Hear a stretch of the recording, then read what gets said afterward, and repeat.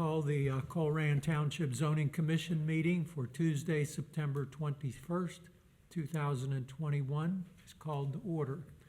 If everyone would please stand and join together in the Pledge of Allegiance. I pledge allegiance to the flag of the United States of America and to the republic for which it stands, one nation, under God, indivisible, with liberty and justice for all. Mr. Ailig, could we have a roll call, please? Yes, sir. Mr. Ferrin. Ms. McMullen. Here. Mrs. Smith. Here. Mr. Gearing. Mr. Grody. Here. In light of the fact that we have two commissioners who are not present this evening, we ask Mr. Westfall if he would please come up, and Mr. Wilson, if you would please come up and fill the chairs. And also, Mr. Ailig, if you would let it be reflected in the minutes that Mr. Faring is excusing himself from the meeting tonight because he and his wife have an item on the agenda, and paralegal counsel is advised that he not serve as a commissioner this particular evening. So we thank you for your understanding. Okay. Before we move on with our agenda, a word of welcome to all who are present this evening, and also to all who are tuning in at home, either if it's a live presentation tonight or if it's delayed. We ask everyone here present this evening to please silence all of their devices so that they are not a disturbance to the taping process. And commissioners and everyone, if you would make sure that your mic's on, would be greatly appreciated. At this time, we move on with approval of the minutes for August the 17th, 2021. Everybody would please note that take a look at them. And I will entertain any suggested changes or corrections that need to be made.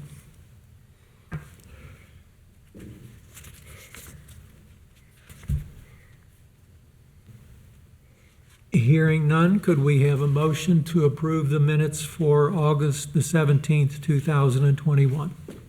I'll make a motion to approve the zoning commission minutes from August 17th, 2021. Okay, is there a second? Second. Is there any further discussion? Hearing none, Mr. Ailig, could we have a roll call, please? Mr. Wilson. Aye. Ms. McMullen. Yes. Mrs. Smith. I abstained. I was absent. Mr. West. Mr. Westfall. Excuse me. Abstain. And Mr. Grody. Yes, so the minutes stand as approved. Mr. Ailig, is there any public address this evening? No, sir. None, okay. Any final development plans for us to consider? No, sir. Okay, that brings us to the public hearings, and before we begin that portion, I would ask Mr. Dieters if you would please swear in the people who are going to be making presentations this evening. Sure. Anybody who is going to be speaking during the public hearings tonight, please stand and raise your right hand. Do you swear to tell the truth, the whole truth, and nothing but the truth, so help you God? Thank you. Okay, so the first matter in front of us is case ZA 2021-06.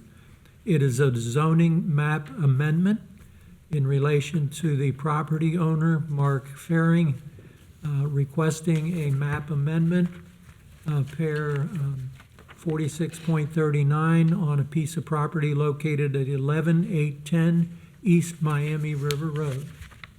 Requesting to change that from B3, Commerce District, to R2, Estate Residential District. Mr. Ailig, does staff have a presentation? We do, sir. As you covered, Mr. Grody, we are presenting a zoning map amendment per Mr. and Mrs. Faring at 11810 East Miami River Road. Located in the northern part of the township. As some of you may or may not know, it's the old P&G research site, the former Miami Valley Laboratories.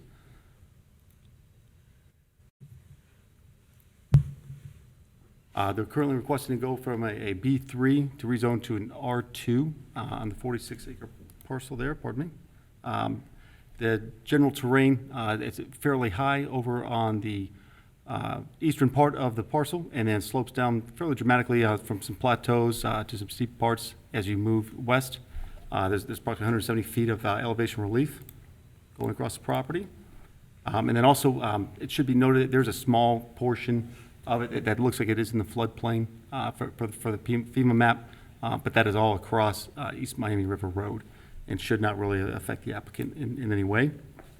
Here's an image from roughly 1953 when it was first started being developed, and as we move through 56, you can see footprints started to take place here. And then in the 70s, it should be noted as well, and this portion right around here, you can see where this is actually part of the waste treatment facility, which was able to house some of that. And here's sort of the height of the research facility in the 90s, mid to late 90s. And then demolition began, and it was sort of completed, I believe, right around 2008, 2009 in that area. And here's sort of a picture present day. On here you can see generally the only existing structure. There's a pole barn in this area right here, and then they were approved for and have built some solar panels roughly in this area right here. Here's sort of a little image to try and give you an idea of some of the relief and the topography. It's a very hilly portion of the township. In some areas, there are some nice flat areas as well, though, which will lend themselves nicely to developing if that's what you so choose. Here's a picture looking north on East Miami River Road at the northern part of this specific parcel. It should be mentioned there are two parcels that were purchased. We're only talking about the one parcel in this case, though. Here's near the entrance looking southeast Miami River Road here. This is same thing moving down. Just want to kind of give you an idea that there's, again, on just this specific parcel, there's about 1,700 feet of road frontage, which is quite a large amount, as you could imagine. A lot of maintenance to take care of. And here's more sort of at the southern edge as well. As we go through this, this does align well with the comprehensive plan, the one that was just voted and approved last meeting, as this site is specifically mentioned in that plan that as a development challenge, as you can see right here at the bottom. Back on forward, pardon me. In here, it specifically calls out the P&G site. It was a light to heavy industrial use and would present some challenges to being either developed, redeveloped, one way or the other. Either if it stayed as a B3 or if it was rezoned to residential. You would have to have a somewhat motivated individual or individuals who wanted to go through with that project, just given some of the topography, given the size of the parcel, and then also in this case, given that waste treatment plant was removed. That would be a little bit of an impediment to try and keep it industrial or business or something of that use. The request is for an R2, the estate residential district. Generally, that's a sort of larger parcel side that can or cannot be served by sewer, or it can be a septic system. And then also in here, we have sort of some of the minimum layouts, the parcel requirements. As you can see that column in R2 there. There's a 1 acre minimum for any lot in an R2 if it's not served with sewer. It's a 20,000 square foot minimum if it is served with sewer.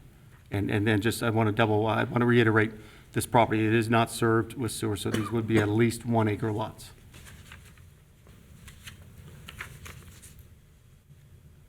And the criteria for approving this, it has to meet basically two specific parameters.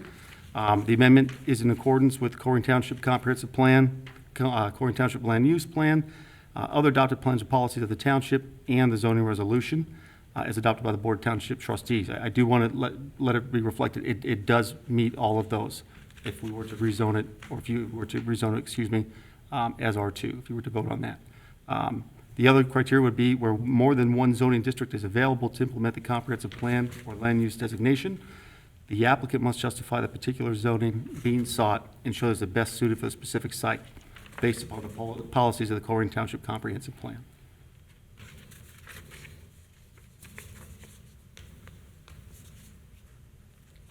Are there any questions on that particular parcel? No, sir. Okay. Is there more to your report, or, No, sir. okay? Mr. and Mrs. Faring are present this evening. Well, first of all, before we do, Commissioners, any questions or comments or anything for Mr. Ailig? Okay. Mr. and Mrs. Faring, if you'd like to come forward and make your presentation, please. If you'd give us your name, spell your last name, and then give us your current address. Mark Faring, Fehring, 5641 Yateman Road. Mr. Ellick pretty well summed it up. We bought this property, cleaned it up. We just want to put one house here, one residential house. So the zoning from before was B3, I believe. That's correct. And we just want to zone it for residential to put one house here. I think we meet all the size requirements, should be fine, so. If you need anything else. Okay, questions of Mr. Faring? So it's clearly that you intend to just put one home there for your personal use? One home. Yep, for me and my wife. Okay. Any questions, comments? Okay. Mrs. Faring, did you want to address the commission? Okay, all right. Okay, before we go into discussion, we do have to have a motion to open for public hearing, because this is a matter that requires that. So could we have a motion to open public hearing? I'll make a motion that we open the public hearing. Okay, I think I heard Mr. Westfall's voice first, so could we have a second? I'll second it then. Okay. Mr. Ailig, could we have a roll call, please? Mr. Wilson, Yes. Ms. McMullen, Yes. Mrs. Smith, Yes. Mr. Westfall, Aye. Mr. Grody. Yes. Was there anybody on the list, Mr. Ailig, who wished to address us that signed up outside that you know of? Not that I know of. Would you like me to go check, sir? It would be best, Yes, sir, I will. the safest to do so.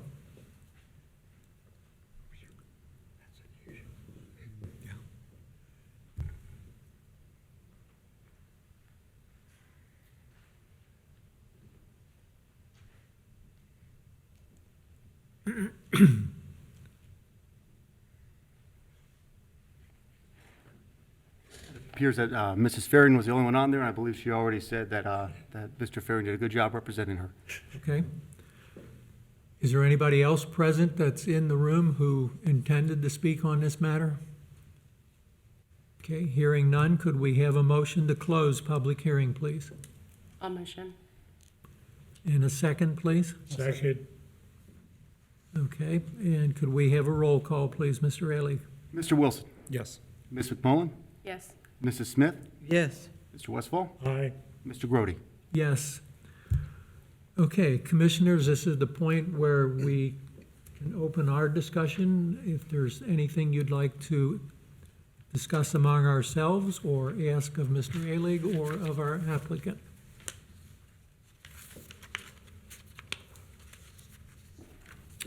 Hearing none then the chair would entertain a motion from someone in relation to this matter that is at hand. I'll make a motion to approve ZA 2021-06, a zoning map amendment for property 11810 East Miami River Road. Okay, is there a second? I'll second. Okay. So it has been moved and seconded to approve this ZA 2021-06 as is presented by our staff. And is there any further discussion about the motion itself? Everybody understand what the motion is? Okay, hearing no discussion, Mr. Ailig, could we have a roll call, please? Mr. Wilson, Yes. Ms. McMullen, Yes. Mrs. Smith, Yes. Mr. Westfall, Aye. and Mr. Grody. Yes. Congratulations, Mr. and Mrs. Faring. You get to build your little love nest up in here. Okay, well, good luck. When do you plan to start? Okay, okay. Well, good luck with the project. Okay. Moving on to case ZA 2021-07. It's a zoning text amendment regarding mobile food service trucks. And Mr. Ailig, the staff have a presentation. I do, sir. For this item, this is one I believe has been on the agenda for maybe a little, almost nearing 2 years now. I think it was initially maybe talked about back in 2000, early 2000, if you guys remember that, well before. You know, it was just a twinkle in the eye here in Colerain Township. What we're generally talking about here is a text amendment to allow mobile food service operations in B1 districts only. So no other district, only in B1. Sort of go over a couple pictures in case someone, in case you're not familiar with what the type of operations we're talking about. These are just generally, they're mobile food service stations. Sometimes the food is prepared there on site. Sometimes it's prepared elsewhere. It's prepackaged and just sold places. Or sold, in this case, being proposed for B1 area. They come in different sort of shapes and sizes. Some are powered, some are towed. Some can be just sort of a grill, a complete setup, tear down. We're not really making a large distinction between either of them. We're just simply allowing for that use to be done in a B1 district. Nice pictures. There are roughly about 9 or 10 B1 districts in the township. The reason we're specifying B1 districts only is those are generally away from sort of the larger areas that are already served by larger brick and mortar restaurant establishments. So it won't really compete with anything like that. And there is also text in here if they're within 100 feet of any other restaurant that might be located in B1 area, they have to have written approval from those the property owners or the operators of that restaurant. So it's strongly set up, one, to help regulate it and make sure you can do a good job. And we have a little bit of teeth in there to go after some if they're not running a nice establishment. In the northern part of the township here, there are roughly 3 sections that are zoned B1. Just to give you an idea of some of the areas we'll be talking about. And then as we move to sort of the southern part of the township, they're the remaining. So again, and not really a large area that's going to be affected by it. And we do believe it's set up well with the comprehensive plan just to give us the ability to have the flexibility to allow for some economic development in these areas if they are not being served properly for food service. This is a copy of the text amendment. Highlighted in there is the verbiage in 8.1 where we would be adding this as a permitted use in B1. Relegated, of course, to additional criteria as laid out here. So 8.4.15 mobile food services would be the text of allowing and regulating all the uses, all the criteria, the setbacks, keeping them out of the right-of-ways, keeping away from fire hydrants, again, keeping them certain distances away from existing food establishments. And then also, it requires them to display their health certificates, to display their permits, their zoning permits, and any other required permits.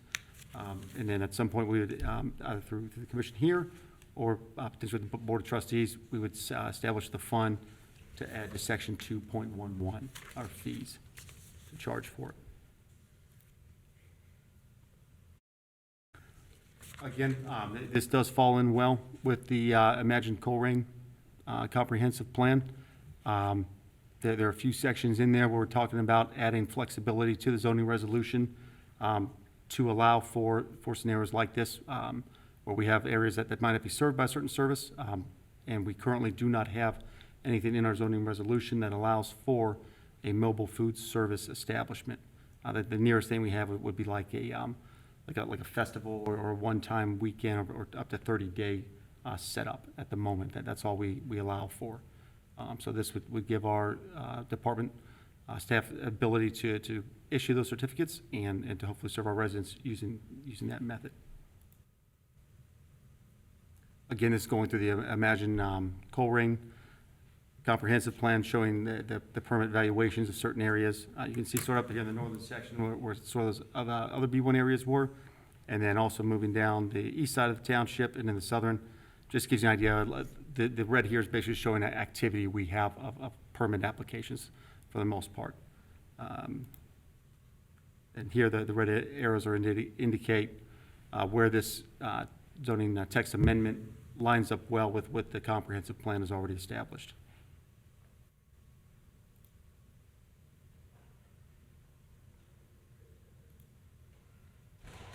And specifically here, it's established a regulatory framework that fosters a redevelopment and business-friendly environment that benefits Colerain Township and helps us to achieve our broader vision.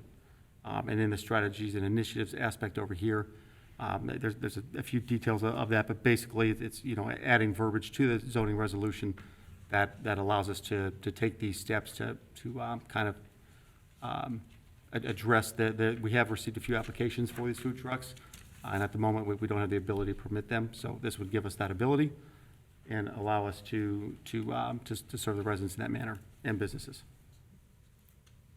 This has the same approval criteria as the previous case. Again, that the amendment is in accordance with the comprehensive plan, the Colerain Township land use plan, adopted plans and policies of the township, and the resolution. And then again, our justification on this, staff's justification per the Board of Trustees, let me clarify that part, would be that where we have more than one zoning option, we believe that B1 designation would be the least competitive to brick and mortar stores, and then also help serve residents who might not be being served appropriately out in those areas as it is. Pardon me.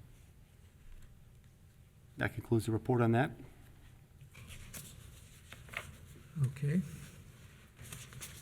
Commissioners, any questions or comments directed to Mr. Ailig?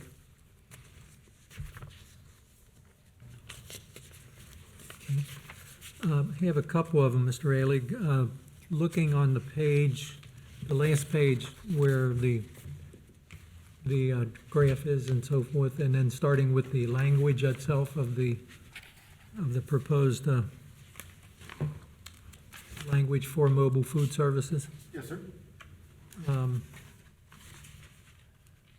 In that first paragraph, the second sentence, the zoning resolution does not regulate mobile food service operations within the right-of-way. Yes, sir. Would we permit such? No, sir, nor do we have authority in the right-of-way, Okay, generally, unless it'd be like a township road or something like that, but no, we would not permit one in the right-of-way whatsoever. okay, all right.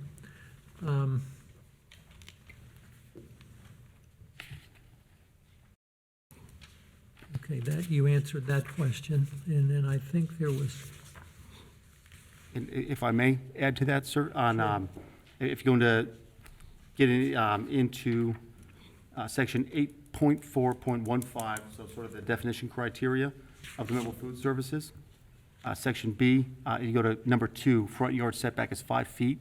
To clarify, that'd be from the front property line nearest the road, which starts at the roadway itself. And then it could additionally be another potentially 5 feet as well if there was a fire hydrant somewhere near that area, Okay. or more than that. Sorry, just want to clarify that, sir. and then in our packet, the second page from the end, item K, Yes, sir. where it speaks about the number of days and 30-day period and so forth. Yes, sir. Is it possible for one of these units to remain there permanently? It would be possible if they so wanted to. Yep, but according to this verbiage here, they would have to sort of provide facilities like tables, benches, stuff like that. That's where that one's saying. Okay. That, and then, so related to timeframes as well, right near the very end, if it were to cease operation for a period greater than 6 days without contacting us or letting us know, something like that, ask for some kind of extension, they would lose their certificate. They would lose their authorization. Okay. And as you had alluded to when you started your presentation, that we had discussed this some couple of years ago. At that time, I remember some of the language coming out of the commission was in relation to concerns regarding propane gas tanks, electric lines, water hoses, and so forth being on the ground, gas tanks not secured and so forth, Is that covered in this language, or how do we cover that to ensure that there's safety there? I do not believe that that's specifically covered in here. I'm aware, or I'm under the impression, but not 100% certain, that the building department would require those to be secure. I can't speak to that. We'll find out and definitely let you know. But as far as anything in our resolution, we wouldn't have that. We're just focused more on the location of it, Okay, sort of some of the details like that, as well as some health issues. The applicant would have to go, certainly to go to the health department and get a certificate there. Whether or not they would cover that, I'm not certain about that. But Okay. as far as we do not in this. okay, that was one of my concerns about electric lines across pavement plugged into the building, to somebody's building. You know, That's a very valid concern, sure. yeah, Sure. so you'll check into that? Absolutely, yep. Okay. And then the last page, any idea of what the fee amount will be? No, I've looked around, sort of one of those days, I've looked around the area, and then even gone out, sort of as far north as Toledo, just kind of try to keep it in our area. I've seen them ranges as far as low as 75, as high as 150 in some areas, for just the initial certificate application. Okay, And then fines, of course, could be anything within the ORC and within our resolution. okay. Okay, thank you. Thank you, sir. Any other questions, comments? Okay, as was the case with the previous case, we do need a motion to open the public hearing. If we could have one, please. So move. I'll second. Second, please. I'll second. Okay. Mr. Ailey, could we have a roll call, please? Mr. Wilson, Yes. Ms. McMullen, Yes. Mrs. Smith, Yes. Mr. Westfall, Aye. and Mr. Grody. Yes. Mr. Ailey, are there any names on the list wishing to speak this evening? No, sir. No, sir, okay. I apologize. I say, Mrs. Ferrin is on there, I'm sorry. If you'd like to come forward and please state your name, spell your last name, give your address so we have it for the record. Michelle Fehring, Fehring, 5641 Yateman Road. I just have a couple questions about this. With requiring the zoning certificate, so you don't know what the permit application fee will be at this point? At the moment, that has not been established. It's my impression that will be established by the Board of Trustees. Okay, so nothing could be done before there is a permit fee established? Nothing could be done as far as, Could not come in no and mobile food apply service. for- Right. That's Come and apply for correct. that. Yep, nothing will change as of tonight's meeting. I'll clarify that. I apologize. The commission, the zoning commission will make a recommendation. It will go back to a public hearing in front of the Board of Trustees. Okay, and then, so when it does come in, reading some of this, I'm not quite sure, you will require to see the copy from Hamilton County for the mobile food operation license. That will be part of your permit application process? So initially, when they apply for our permit, they may or may not have it at that point, but we do have in our resolution that they have to display it once they do set up. So I'm they not- could set up before presenting it to you? No, ma'am. No, ma'am.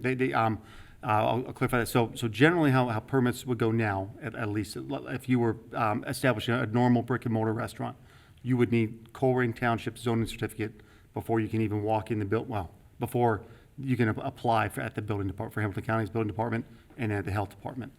I believe that they have the same process for this. I'm not 100% certain, as this is new to us, but I do know that is our Mobile food service can apply for this before. In fact, they have to before they can. as would on any property. as would any other food serving establishment, it would be as far as I'm aware of, it'd be the same process. Okay, so they would not have to present it to you. It would just be if you went out to see if they have it posted. When you say present it, you're talking about the health certificate, the health permit? Yes. That is correct, as well, and I want to, just to clarify, no other food serving establishment has to do that now either. Okay, They come in, they present mostly their site plan to us, and we make sure it basically fits on the, brick and mortar wouldn't be able to open up until they had their food certificate. And the mobile services are already out there. So that's just kind of my question as to how Colerain Township is going to kind of control some of this. Well, any mobile food service that is currently selling food in Colerain Township right now, if they weren't permitted, which we don't have a process to permit them, would be a violation as it stands. Okay. But we have some in Colerain Township now. I believe there has been an issue with one that I'm aware of, but it is again, it's not a permitted use. It is a zoning violation. Okay. That answers your question as well as I can say it. Okay. And then when they do apply for this permit, it is only approved by the zoning administrator, is that correct? It does not come before the board, But before the board or before the commission? before the Just to be commission here? clear. No, it would not. It would not. As long as it meets everything within this resolution, within their ordinance, there would be no need to go before anyone else besides the zoning administrator. If there was something that did not meet this resolution and they had to apply for variance, they'd be before the Board of Zoning Appeals. Okay. Just a lot of your brick and mortar places, they are scrutinized by the board here, have to go above and beyond some of the zoning requirements, as far as signage, those kinds of things, you know. And some of these, you see they've got signs all over the parking lots, and you've got other restaurants and other businesses on Colerain Avenue that have come before you wanting to put out a sign or a flag, and they can't do that. But yet they're paying, you know, all their property taxes for these brick and mortar buildings in Colerain Township. I'm not opposed to these, but I'm also trying to look out for the other people that are adhering to, you know, all the rules in that with the brick and mortar buildings. So, and I'm, you know, a fee of $75 and $150 is kind of low for a permit, considering what a brick and mortar place would have to pay for a permit or an application fee to come in here. Okay, thank you. Okay, thank you, Mrs. Ferry. Thank you. I did have one more question, Mr. Ailig. If a local community, let's say, once they have a block party, are they permitted to get a food service truck or trucks in there for just a block party for that that little community? At the moment, the zoning resolution does have a temporary use where you could apply for it, if that's what you're saying, like a weekend festival or something like that. Okay. At the moment, the resolution is set up to address that, and I believe hopefully handles at least that part very well. But we are not set up to handle some of these longer term things, and that's why we do this process, trying to kind of flesh it all out, see what works and what doesn't, and hopefully improve the process overall. Okay. Is there anyone else that has requested to speak? Mr. Ferry? Mark Fehring, F-E-H-R-I-N-G, 5641 Yateman Road. I just want to hit on a little more of this stuff too. As you know, we're restaurant owners, and I was in front of this same board 5 years ago when we built our place. You guys hammered me with what size trees I had to have in the parking lot, how far my back set had to be, all these things that I had to do to open up a building that I stuffed over $1 million in. And y'all know where it's at. It's a nice looking place. I had to have 50-foot setbacks, but I can buy a used FedEx truck, slam some equipment in it, and put it 5 feet from the road. That just don't seem right. And I know where one's at right now that's been sitting for more than 40 days, right at Colerain in Galbraith, that has a temporary electric pole, like you would use to build your house, made out of 2x4s, in between it and the road. There is no way I'd get away with that at my place up there. And when they say that they're temporary to 40 days, but yet now you're saying that they can actually stay more than 40 days? I just want to explain that. How do they stay more than 40 days?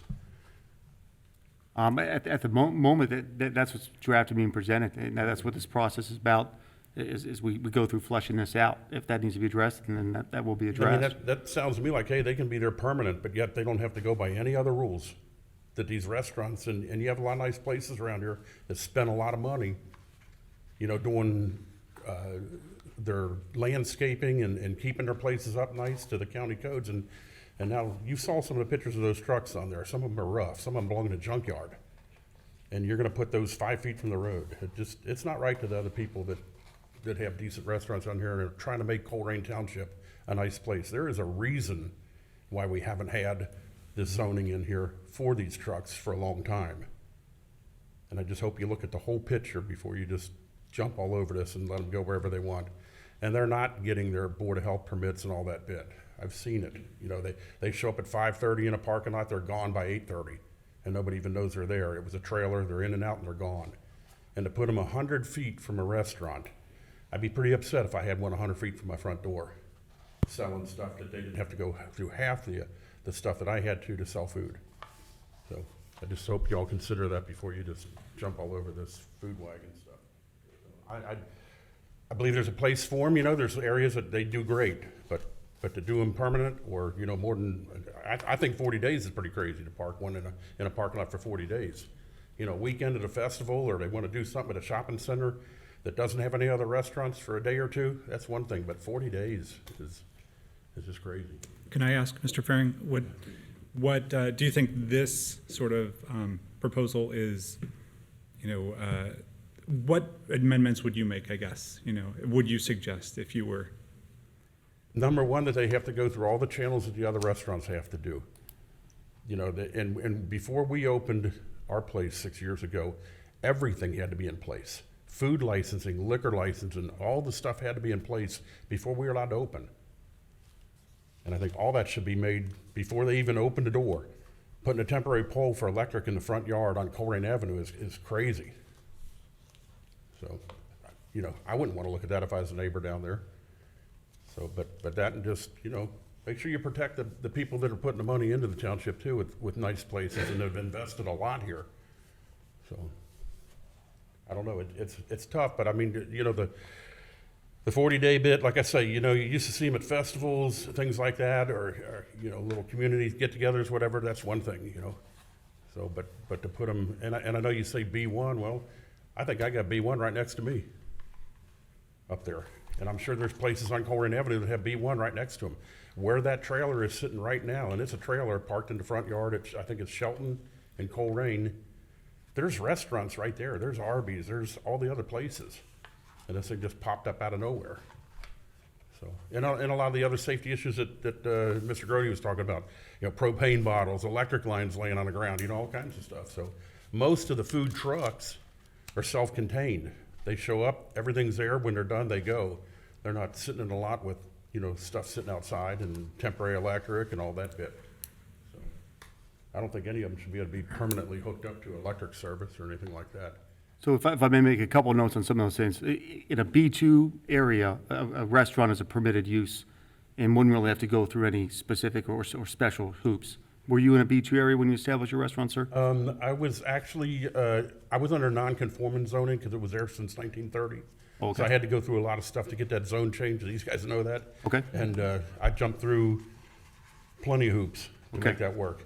Setbacks were a major thing. Yes. I had to give Hamilton County 5 feet of my road frontage to put the restaurant there, to widen the road and for sidewalks. I gave it to them, and I had to. That was one of the stipulations that I had to do, and now you're telling me that they're gonna put a food truck 5 feet from the road. It's just crazy. You know, we got a lot of setbacks and regulations that we deal with every day here, and that just seems pretty minimal, 5 foot. Heck, our green buffer is what, 15 feet? But yet we can put a food truck with signs and stuff all over it 5 feet from the road? I don't know. All right, I'm done. Well, we appreciate it. That's what this process is for, right? If there's something we're not seeing, that's exactly what we want to do. I would like to add, any applicant who came to us as it stands right now in a B1 or B2 area, if any use they apply for is a permitted use, they will get a zoning certificate if everything aligns to all of our criteria in the zoning resolution. If that were the case, if let's just say it's a B2 area, someone applied for some type of brick and mortar restaurant, they would not have to show us at the moment here, or us, our department ever, any health certificates or anything like that. That's a later step in the process. But part of the verbiage in here does say that those health permits have to be displayed. And I know these are, by definition, mobile food service, they're mobile. Our department isn't as mobile and agile as this is, so someone in violation of it, the one specifically mentioned, and part of the reason we're presenting this and going through this process, they're already in violation of it. We do our best to try and catch them as you guys know, side them, that kind of stuff. And just in general, to just sort of reiterate, like this is just part of the process of us being able to regulate it and try and get good ones in here. We believe, and if we're wrong, please let us know. That's what we're doing. Let us know. We believe these areas. It wouldn't be that kind of competition. But again, if we're missing something and we need to add or subtract or something, that's what we're trying to do here. I think 100 feet is probably a little too close, you know? Well, that's with signed permission, though. That you're saying 101. You're saying It's saying, anything 100 feet or further away, they don't have to have the permission. yeah. If My they're greater parking than 100 lot's feet. 300 feet wide. Well, they could not apply for a permit on property that they don't have the approval for. It would be like if you were, that's a great point. Let's say you had a multi-unit structure in B1, one being a dry cleaner or some use, and then one being a restaurant. And this facility wanted to set up 75 feet away from your restaurant, not your restaurant, let's just say your wife's restaurant. Well, you guys own property, never mind. His restaurant, thanks to Ohio law. So let's just say Mr. Dieters had a restaurant there, and he did not want this food truck there. Without that approval, we would pull up on the map, but I would do that personally as we're going through researching the certificate. If I don't see written approval from that restaurant owner, they won't get the certificate. So someone couldn't come to your property with your 300-foot setback, set up a food truck without your permit, without being, they'd be trespassing, right? They'd have to be, I'm saying though, they could set up 100 feet from my property line, or 101 feet without my permission, It- from my front door. but not on your own property. Let me though. ask you this, I'll give you a really good example. You all know where Colerain and Niagara, or Springdale and Niagara. What is that zone there? Is there B1 there? In that area there? I'm not sure off the top of my head.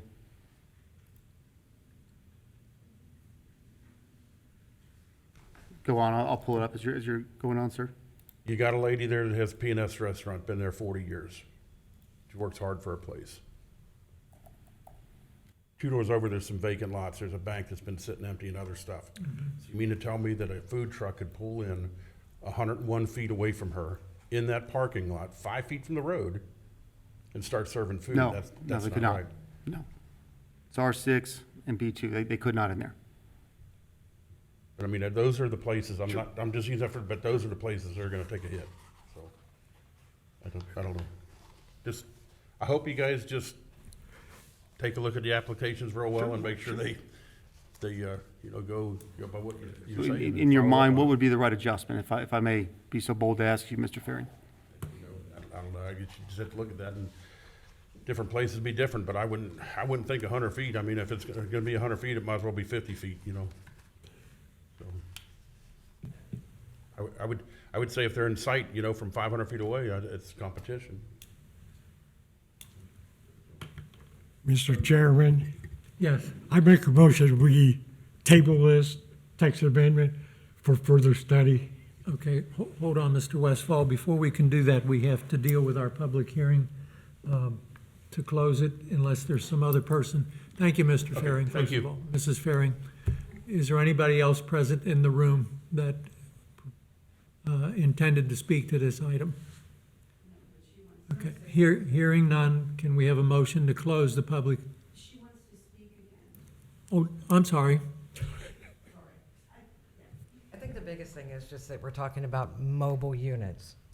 And this is setting up for not being mobile units when you get into over 40 days, when you have temporary electric.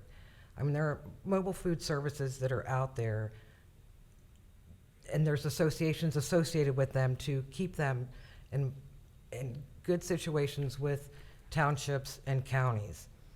And once you start getting into this where you have temporary electric, they're not moving, but yet they're not held to the other standards of the people that are around them. That's what I think probably needs to be more looked at, is what's considered mobile food service. Thank you. Thank you, Bess. Yes, sir. I have something to add, but I'll need to be sworn in. If you're going to speak, sir, you need to be sworn in first of all, and then you need to come to the podium.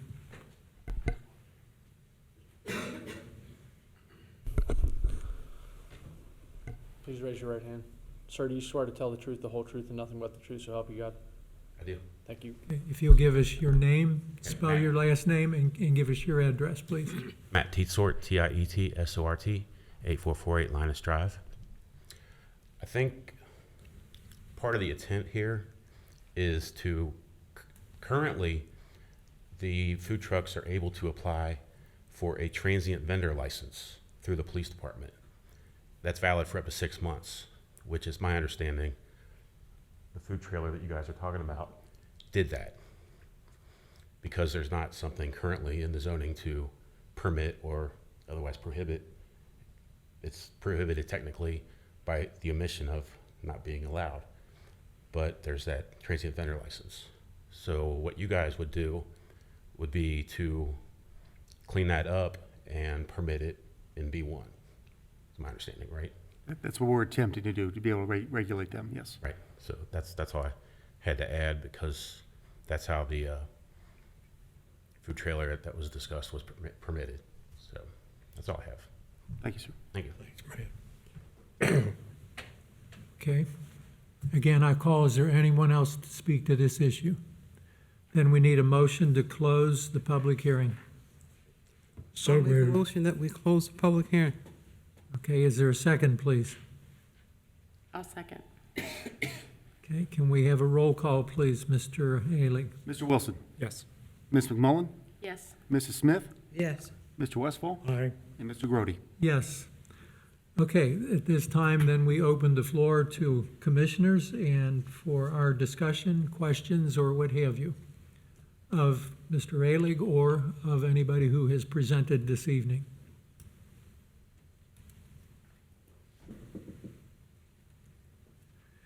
I just I, want to say, Heard the limit of 40 days. I didn't see that in the proposed language at all. Where did we come up with the 40 days? That may or may not have been a misinterpretation. The timeline is anything over 30 days would have to provide some facilities like tables, stuff like that. Section K, mobile food service operations taking place on specific property for a period exceeding 6 days within a 30-day period shall provide on-site dining facilities such as picnic tables, benches, or otherwise as approved by the zoning administrator. Okay. All right, other input?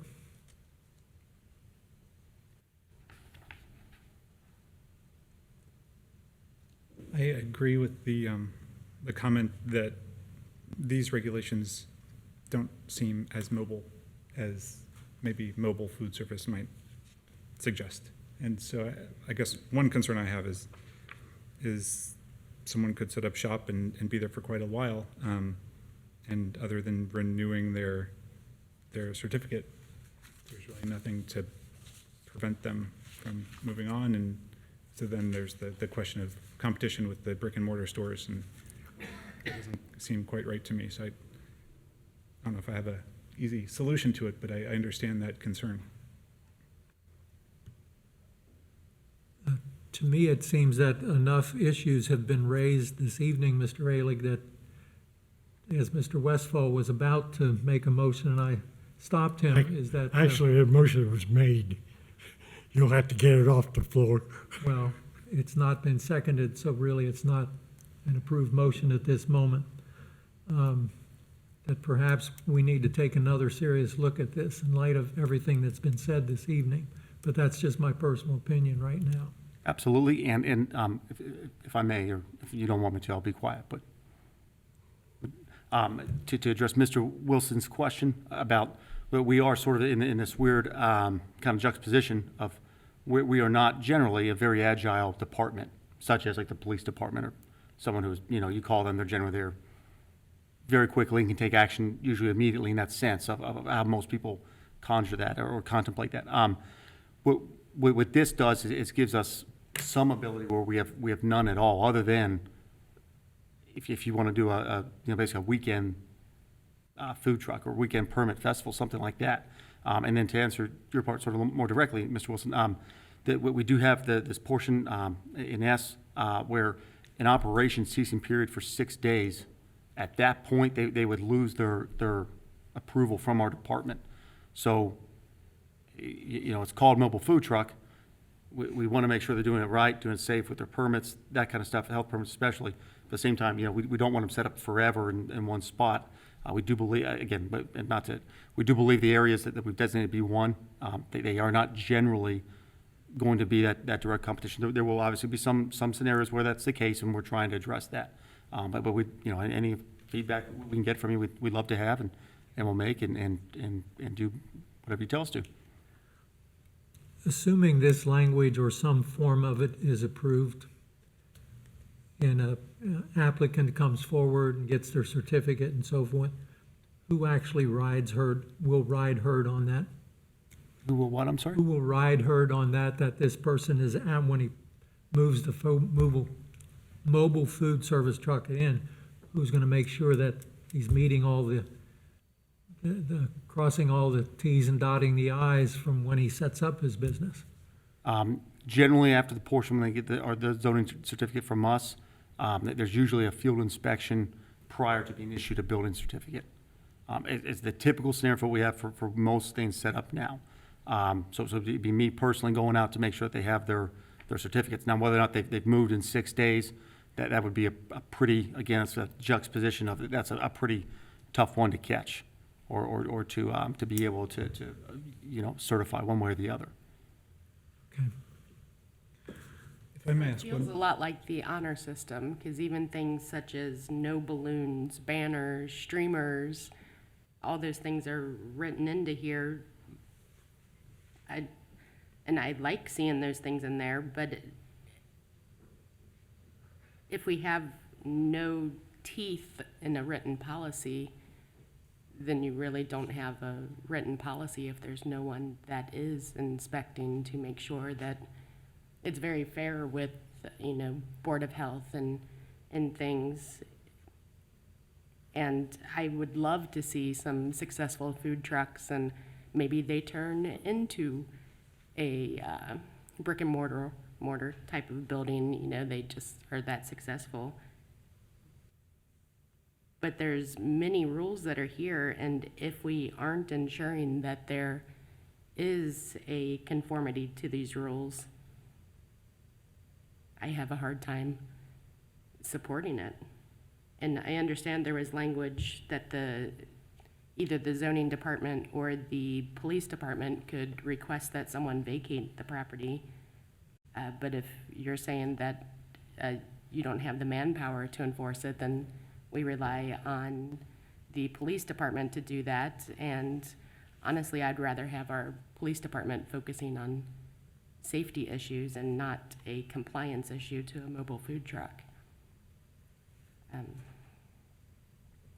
Just my 4 cents in that scenario. Well, definitely appreciate that. I would say we do a very good job in the township, one, given the size of the township, the geographical space, plus the population of the township with our code enforcement department. I didn't mean to, I hope I didn't make that sound as we don't have any ability to enforce things whatsoever. It's just generally things come in as a complaint to our department, called in. Our code enforcement does partner with the police department as it is now. Sergeant Penley does a great job. And we have a very, I believe, based on my experience, we have a very good job going after people who are not compliant. At the moment, we have nothing whatsoever. Again, as far as a transient permit through the police department as it is, anything beyond that, we don't have this verbiage at all. So this gives us something, and then we will obviously, it sounds like, make some changes to it to see if it fits in a little bit better with some stuff. So, an example, so if there was a complaint on a Friday night and a citizen puts it in as a zoning complaint, it's not going to wait until Monday morning to have someone go and inspect. Someone would be there on Saturday, Sunday. I don't believe our code enforcement works on Saturday and Sunday. So we would miss the infraction then. I believe if any zoning call came in that wasn't something that went to 911 as it is, we don't have the ability to. But our department's not set up to work on the weekend as it is for any brick and mortar store or any other zoning violation. So it wouldn't just be specifically this. It would be anything as far as I understand. Okay. If I may ask, one issue, it seems, is the 5 feet setback. I just wondered, Mr. Alick, if you can explain the thinking, that it does seem relatively small from the road.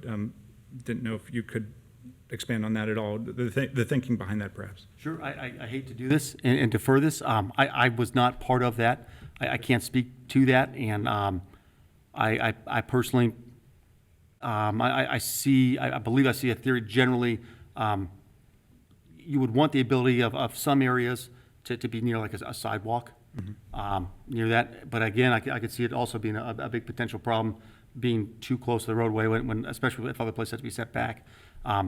Again, our department, sort of agility is not our strong point, right? Otherwise, you're looking at Board of Zoning Appeals, variance kind of stuff generally. I would kind of have to defer that to the commission and have you decide what you guys believe is best. It would be better to be closer to the road to serve people, walking by, pulling in some of these areas? Or would it be better to have them set back, in your opinion? Should it be set up based on, maybe if sidewalks are available, they could be closer. Maybe if they're not, they would not be. We have the ability to, obviously, to just draft whatever we want. And if you'd like to see something like that, I'd love to present that to you at a different time. Maybe some verbiage in there, sort of the right way we could do it. And I'm sure John will help guide me, to make sure we fall in. But, maybe in this scenario, you could apply X, Y, Z. But if you didn't have the scenario, then you couldn't be that close. The same way we do now in other districts. Can you give an example of one of the businesses that currently exist in a B1? So, What's permitted in a B1 at the moment? no, what, like an example of an established business that we have right now in a B1? So like is, Clipboard Industries. Whatever, Okay. like- So an actual active, I absolutely can, if you like. You'll have to, I apologize, as I obviously am a little new to the area here, but in this section,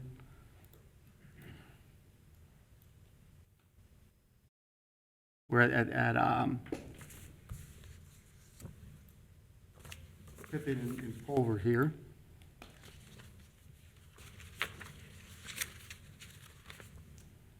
Let's see here.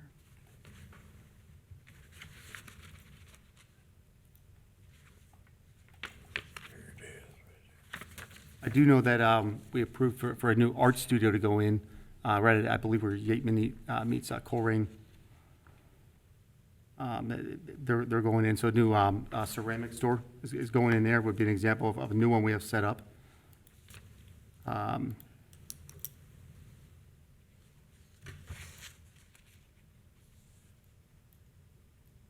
At the moment, right now, this would be the competition that these food trucks would be serving. Again, with this one specific area, I could have much more examples next time, but as far as any approved use in a B1, everything from automotive to financial to generally not a lot of other uses. You go down the B1 table. Restaurants are permitted in a B1 though, at the moment, and B2 as well. Then any planned development as well. So. Looks like a boutique store and Midwest cuts. I'm assuming a hair store, which barbers are not exactly my thing. I apologize.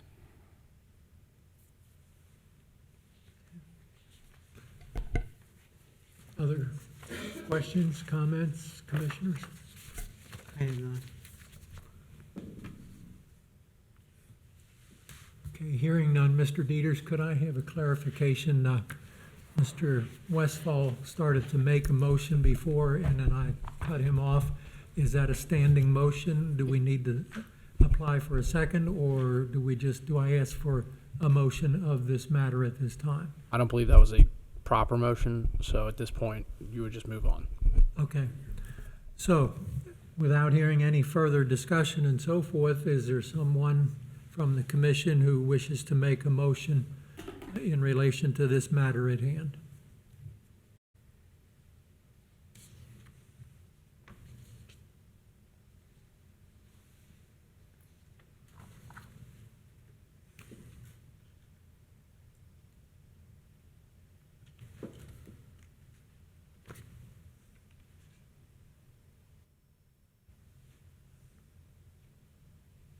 So it's my understanding, and I'll reference to Mr. Dieters again, if there is no motion made, the matter just simply dies. Mr. Westfall, if you would like to bring your motion back in front, when you said it prior, I don't believe that was properly brought. If you want to bring it again, you can do that now. I make a motion that we table this,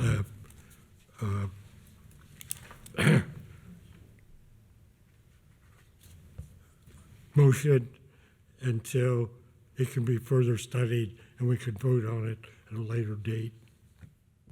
Okay, so Mr. Westfall is proposing that this matter be tabled until a later date, giving staff additional time to look at it and perhaps recraft it. Is there a second to this motion? I'll second that. Okay, so it's been moved and seconded to table item ZA 2021-07 regarding the zoning text amendment in relation to mobile food service units. Is there any discussion of the motion? Does everybody understand what is being presented to you? I just have a question. So if we do table it, should we provide staff any specific directions in terms of what we would like to see elaborated or changed? I was going to ask the same thing unless Mr. Alick feels he's heard quite a bit tonight and whatever is on tape that is sufficient for you to work with, or do you want us to enumerate more or enumerate items? If there are specific items you want to clarify, I would encourage you to do so. If it helps you guys, maybe I can iterate where I believe I think needs to be addressed, and maybe if I'm wrong, you guys let me know, or how's that sound? So front setbacks, maybe to or not to distinguish what the property use might be in front of it, the road use, sidewalk, something like that. And then as far as any type of setback from an existing restaurant, maybe an increase to that. And Ms. McMullen, you had a question about addressing something on the weekend. That would be, I'd have to reach out to other powers for that one, but we could do that as well. Are there more as far as safety issues that you guys like to see, or what? Okay, so before calling for a roll call, then Mr. Wilson, if you'd like to, do you have some in mind that you want to vocalize at this time, as well as other commissioners? I do not. No, I don't. I am concerned about the safety issues of the propane gas tanks, electric lines, water lines, so on and so forth, you know, that are perhaps being run across pavement to the building and so on and so forth like that. And then there was also discussion of a timeline as well. I know that there's confusion on the 30-day, 40-day thing. Do you want to see some type of termination on there as far as, you know, it's good, maybe it's a 6-month, I'm just throwing out arbitrary number, timelines, or not? As it was sort of presented, you know, you don't want a mobile food truck to turn into a permanent establishment. So some verbiage to address that? Personally, yes, I think Yes, so. excellent. Yes. Excellent. Yeah. Thank you very much. And just for my clarity, so it says 6 days within 30 days, so 2 weekends, say Friday, Saturday, Sunday, they do that twice, that's their 6 days that they're permitted within that 30 days. So once they reach that, do they then reapply, pay a new fee to obtain a new certificate? Again, are you referencing section K there? Yes. Okay. Maybe we should go over that. My understanding with that was if they do more than six days in the 30-day period, they have to provide like dining facilities, picnic tables, matters like that. There's no, that doesn't terminate, that doesn't invalidate their certificate or anything like that. That's just, if you're going to be that amount of time, then you would have to provide those facilities. So it could just be every day for X amount of days that they're set up. Is it 6 consecutive days, or what constitutes the 6 days, I think is what's being asked? Okay, we can clarify that. I don't believe it's as you address, it doesn't say whether it's consecutive or not. It just says 6 days within a 30-day period. Would you like that to be consecutive days? Or No, some I period like just- that, or just clarification on one or the other? Just where is the end point? So a certificate is good for how long? I At think the- that's what I can't wrap my brain around. Sure, and at this point, it would be until they vacate for 6 days or more. That's the part you're referencing, so I believe that's part S, if I'm not mistaken. Mobile food service operations that have ceased operations for a period exceeding 6 days shall be required to vacate the site. So it's forever?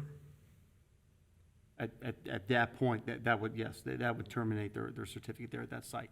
No, I mean, the certificate Oh. is forever. Yes, yep, and I apologize. Affirmative, and I will, in the new draft, put some text in there. What would be an appropriate timeline, do you believe? We talk 6 month, 9 month certificate, something like that, or? I tend to favor shorter. Okay, 90-day, Too. 60-day? Yeah. I think 60. In my opinion, that's even long. You know, I was thinking more 30 days, and that's the end of your certificate. Is there a lot of request for these mobile units to come into the township? As far as I'm aware of it, it's been 3. Okay. And the time frame for which those 3 have been received, I unfortunately cannot speak to. I apologize for that part. They're not beating down the door, but at the same time, it could be one of those things, since we just say it's not permitted use, then we have nothing to regulate it as it is. Okay, any other input that we want to give to Mr.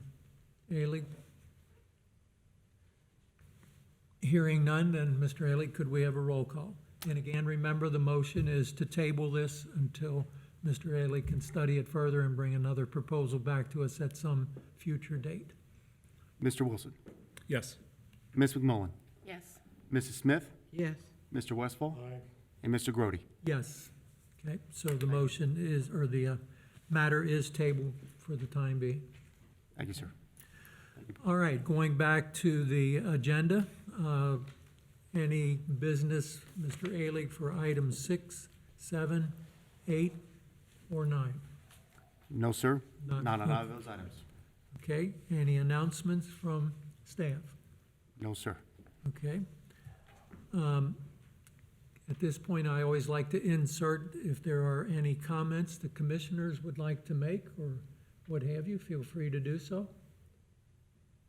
Nope, just another welcome to you, and hope you had a fun, really fun first meeting. So You guys are the best. I appreciate it. It's not always this bad. Iron sharpens iron. I look forward to it. Thank you so much. Bye.